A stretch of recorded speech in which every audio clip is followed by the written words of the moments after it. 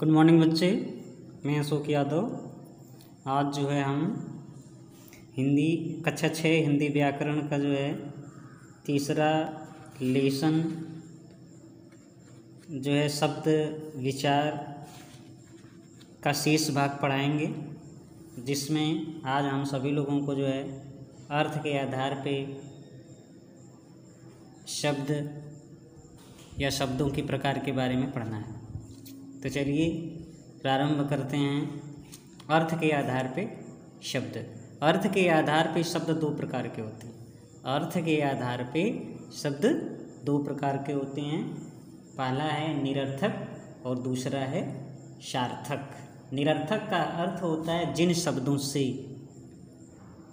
अर्थ न निकले, जिन शब्दों से कुछ अर्थ न निकले उसे निरर्थक शब्द कहते हैं। और दूसरा जो है सार्थक शब्द, जिन शब्दों से कुछ अर्थ निकले उसे जो है सार्थक शब्द कहते हैं। दोनों को एक ही उदाहरण से समझते हैं, जैसे रोटी ओटी। रोटी और ओटी, रोटी जो शब्द है ये सार्थक है और ओटी जो शब्द है ये निरर्थक है।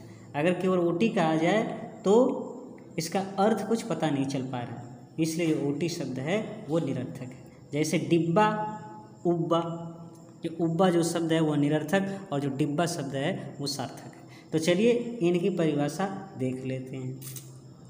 सार्थक शब्द वे शब्द जिनका, निरर्थक शब्द पहले देखेंगे। वे शब्द जिनका कोई अर्थ नहीं निकलता है उन्हें निरर्थक शब्द कहते हैं। जैसे लदवा, लीवर आदि, ये निरर्थक शब्द हैं। इन शब्दों का कुछ भी अर्थ समझ में नहीं आ रहा है, नहीं निकल रहा है, इसलिए ये शब्द क्या हैं? निरर्थक हैं। सार्थक शब्दों को देख लेते हैं। सार्थक शब्दों में दिया है वे शब्द जिनका कोई अर्थ निकलता है उन्हें हम सार्थक शब्द कहते हैं। जैसे बादल, राजीव आदि, इनसे कुछ अर्थ निकल रहा है। बादल से स्पष्ट हो जा रहा है कि आकाश में बादल छाया हुआ है या बादल दिखाई दे रहा है। राजीव, इससे भी स्पष्ट हो रहा है किसी लड़के का या किसी व्यक्ति का नाम है राजीव, इसलिए ये शब्द सार्थक हैं। सार्थक शब्द के 4 भेद होते हैं। सार्थक शब्द के कितने भेद? 4 भेद। उनको देख लेते हैं। पहला है एकार्थक शब्द, दूसरा अनेकार्थक शब्द, तीसरा समानार्थक शब्द और चौथा जो है विपरीतार्थक शब्द है। तो पहला हम देखते हैं एकार्थक शब्द। एकार्थक शब्द के बारे में देख लेते हैं। वे शब्द जिनका केवल एक ही अर्थ हो, वे शब्द जिनका केवल एक ही अर्थ हो उसे हम एकार्थक शब्द कहते हैं। एक ही अर्थ मतलब उसका केवल एक अर्थ निकलता हो उसे हम कहेंगे एकार्थक शब्द। जैसे हिंदी, कंप्यूटर, पृथ्वी आदि, इनका केवल एक ही अर्थ निकलता है, इसीलिए इसे एकार्थक शब्द कहते हैं। अनेकार्थक शब्द। अनेकार्थक शब्दों के बारे में देख लेते हैं। जिन शब्दों का प्रयोग एक से अधिक अर्थ के लिए किया जाता है उन्हें अनेकार्थक शब्द कहते हैं। जैसे इसमें दिया है अंक। अंक का अनेक अर्थ है, जैसे संख्या, गोंद, नाटक का भाग आदि अर्थ होते हैं। अंक का अर्थ जो है संख्या भी होता है, गोंद इसे कह सकते हैं, इसे नाटक का भाग भी कह सकते हैं। इसलिए अंक के अनेक अर्थ हैं। काल, दूसरा जो शब्द है वो काल है।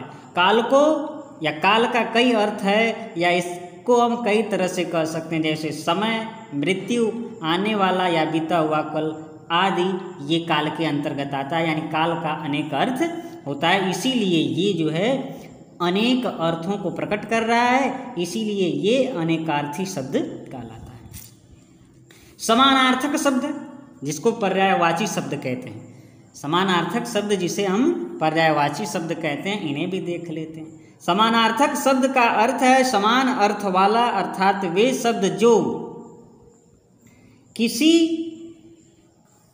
समान अर्थ का बोध कराते हैं, वैसा ही बोध कराते हैं, समान अर्थ वैसा अर्थ देते हैं जैसा पहला दे रहा है। अर्थात वे शब्द जो किसी समान अर्थ का बोध कराते हैं उसे हम कहते हैं समानार्थक शब्द। जैसे कमल, कमल को भी हम पंकज, जलज, राजीव आदि कहते हैं, यानी समान अर्थ देता है यही। पंकज कहें तब भी कमल हो जाएगा, जलज कहें तब भी कमल, और राजीव कहेंगे तब भी कमल हो जाएगा, यानी समान अर्थों को ये दे रहे हैं, इसलिए इसे समानार्थक शब्द कहते हैं। जैसे आ गया और एक जल, जल को हम पानी, नीर, अम्बु आदि कह सकते हैं, इसलिए ये समानार्थक शब्द कहा जाता है।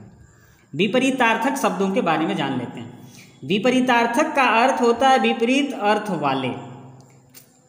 विपरीतार्थक का अर्थ होता है विपरीत अर्थ दे वे शब्द।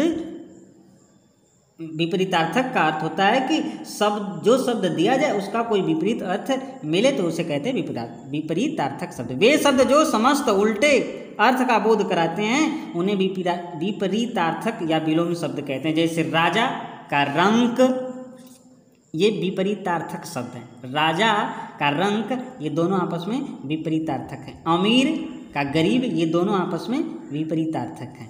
माता, पिता आदि जो शब्द हैं ये दोनों आपस में विपरीतार्थक शब्द हैं। तो चलिए बच्चे, इस वीडियो को यहीं समाप्त करते हैं, फिर नेक्स्ट वीडियो में मिलेंगे दूसरा चैप्टर लेकर के। तब तक के लिए नमस्कार।